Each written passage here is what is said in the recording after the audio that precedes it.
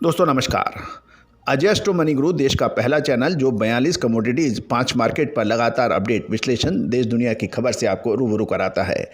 याद रखिएगा दोस्तों, आप मेरे चैनल पे नए हैं और पहली बार आए हैं और अभी तक सब्सक्राइब नहीं किया है तो उसको सब्सक्राइब करना बिल्कुल ना भूलें। बेल आइकन यानी घंटी के निशान को भी अवश्य पुश करें, क्योंकि आज ज़माना सूचना तंत्र का है। जो जितना ज़्यादा अपडेट रहेगा, जो जितना ज़्यादा बाज़ार की खबरों से रूबरू रहेगा, वो उतना ही उसके लिए सुगम व्यापार व्यवसाय होगा। यूरोप की टोकरी कही जाने वाली यूक्रेन से अनाज का निर्यात 32% तक लुढ़क गया है या कम हो गया है। मार्केटिंग सीजन सन 2022-23 में अभी तक की अवधि में यूक्रेन से करीब 1.72 करोड़ टन अनाज का निर्यात किया गया है।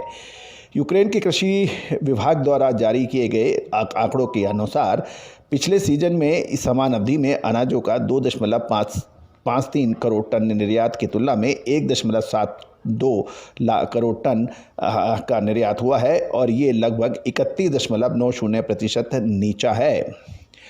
आंकड़ों की बात माने तो नवीनतम निर्यात में गेहूं 46 लाख टन, मक्की 91 लाख टन और जौ की करीब 14 लाख टन की क्वांटिटी शामिल है। रूस के हमले के कारण लगभग 6 महीने तक जाम रहने के बाद यूक्रेन की काला सागर स्थित 3 बंदरगाहों में बीते जुलाई महीने में संयुक्त राष्ट्र संघ के नेतृत्व में मॉस्को और कीव के बीच हुई एक संधि के तहत खोला गया था। मंत्रालय ने अपने नवीनतम आंकड़ों में बताया है कि चालू नवंबर महीने में के आरंभिक 28 दिनों की अवधि में लगभग 40 लाख टन अनाज का निर्यात हुआ, जो कि पिछले सीजन के से 31.40% नीचा है। यूक्रेन सरकार ने यह भी कहा है इस वर्ष यूक्रेन में अनाजों का करीब 5.10 करोड़ टन का उत्पादन हो सकता है। इसका प्रमुख कारण यह है कि रूस की सेनाओं के कब्जे की भूमि का चला जाना और औसत उत्पादकता की तुलनात्मक नीचा आना ये एक प्रमुख वजह है। सीजन 2021 में यूक्रेन अनाजों का रिकॉर्ड 8.60 करोड़ टन का उत्पादन हुआ था, जो अब घटकर 5.10 टन करोड़ का रह सकता है। गौरतलब है कि किस लड़ाई चाहे दो देशों के बीच में होती है, लेकिन इसका खामियाजा पूरे विश्व को झेलना पड़ता है और यही वजह है कि गेहूं, मक्का और मोटे अनाज के अंदर इस बार ज़बरदस्त तेज़ी हुई। साथ साथ रूस और यूक्रेन की लड़ाई का खामियाजा किसानों को भी भुगतना पड़ रहा है, क्योंकि फर्टिलाइज़र केमिकल्स का सबसे ज़्यादा निर्यात करने वाले ये दो देश हैं। इसकी वजह से फर्टिलाइज़र की कीमतों में भी आसमान छू रहे हैं। गौरतलब है कि किसानों का कहना है कि एक तरफ गेहूं, एक तरफ अनाज की बुआई के साथ साथ कीटनाशक और बाकी के फर्टिलाइज़र के दाम बहुत तेज़ है और उनकी लागत बढ़ गई है और उसके मुताबिक उनको अनाज के दाम नहीं मिल पा रहे हैं। गौरतलब है कि अनाज में सबसे पहले तेज़ी की बात हमने कही थी, आपको याद होगा, रूस और यूक्रेन की लड़ाई से पहले। याद रखिएगा, तेज़ी आने के बाद तेज़ी, मंदी आने के बाद मंदी कहने से कोई फ़ायदा नहीं है। फ़ायदा जब है जब अग्रिम आप सूचना और विश्लेषण दें। दोस्तों, हम अपने चैनल पे देश दुनिया की खबर से आपको लगातार अपडेट करते हैं, साथ साथ समय समय पर आपको विश्लेषण भी देते हैं। दिसंबर जनवरी महीना बहुत महत्वपूर्ण होगा मोटे अनाज के लिए, खासकर गेहूं के लिए। गौरतलब है कि भारत में भी गेहूं की कमी अब देखी जा रही है और सरकारी गोदाम पिछले सालों के मुकाबले न्यूनतम स्तर पर पहुंच गए हैं।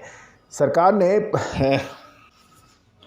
भारत के केंद्र सरकार ने प्रधानमंत्री गरीब कल्याण अन्न योजना की समीक्षा के लिए 12 दिसंबर सन 2022 को एक बैठक बुलाई है और बैठक में ये योजना को आगे बढ़ाना है या नहीं, इसके बारे में राय मशवरा होगी। गौरतलब है कि PMGKAY योजना दिसंबर 2022 में समाप्त भी हो रही है।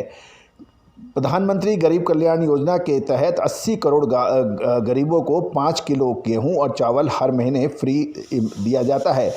सूत्रों की माने तो केंद्रीय खाद्य एवं उपभोक्ता मंत्रालय ने इस योजना की समीक्षा हेतु बैठक बुलाई है और बैठक में यह तय किया जाएगा कि योजना को आगे बढ़ाना है या इसकी आवश्यकता अब नहीं है। इस योजना को सरकार ने शुरुआत में पहले चरण में केवल अप्रैल से जून 2020 के लिए शुरू किया था। इसके बाद सरकार ने दूसरे चरण में इसकी अवधि को जुलाई नवंबर सन 2020 तक के लिए बढ़ा दिया गया था। कोरोना के प्रकोप के कारण इस योजना को अप्रैल 2021 में दोबारा शुरू किया गया और तीसरे चरण में मई जून 2021 के लिए लागू किया गया। फिर सरकार ने इसे आगे बढ़ाते हुए चौथे चरण में जुलाई नवंबर 2021 तक के लिए लागू किया और पांचवें चरण में इस योजना की अवधि फिर दिसंबर से मार्च 2022 तक कर दिया गया। छठे चरण में 26 मार्च को केंद्र सरकार के आगे बढ़ाते हुए इस साल 30 सितंबर तक 2022 तक इसको बढ़ा दिया गया था। इसके बाद सरकार ने अब इस योजना को 31 दिसंबर सन 2022 तक बढ़ा दिया है। इस प्रधानमंत्री गरीब कल्याण योजना के पहले 6 चरणों में कुल 3.45 लाख करोड़ रुपए के अनुमानित सब्सिडी का प्रावधान किया गया था, जो अक्टूबर सन 2022 में दिसंबर 2022 के इस योजना के 7वें चरण में 44,762 करोड़ रुपए की अनुमति सब्सिडी दी गई है।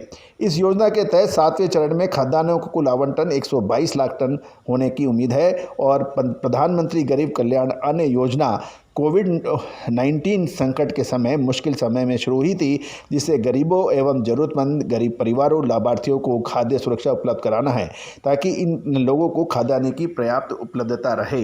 अब देखना यह है कि दिसंबर के अंदर ये योजना 7वें चरण के बाद ये 8वें चरण में लागू रहेगी या नहीं, लेकिन ये निश्चित है कि केंद्र सरकार में गेहूं की कमी देखी जा रही है, क्योंकि न्यूनतम स्टॉक पिछले 5 सालों का गेहूं का देखा जा रहा है।